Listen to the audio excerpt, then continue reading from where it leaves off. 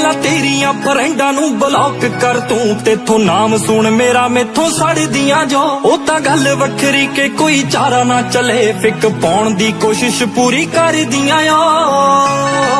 ਆਜੋ 3-4 ਨੇੜੇ ਤੇਰੇ ਆਉਂਦੀਆਂ, ਪਹਿਲਾਂ ਉਹਨਾਂ ਦੀ ਤੂੰ ਨੇਰੀ ਜੀ ਬਣਾ ਲੈਣ ਦੇਵੇ ਮੇਰੀ। ਹਾਂ ਮੇਰੀ ਮਰਜ਼ੀ ਤੋਂ ਬਿਨਾਂ ਸਾਹ ਲੈ ਕੇ ਵਿਖਾਈ ਵਿਆਹ ਦੇ ਕਾਪੀਰਾਈਟ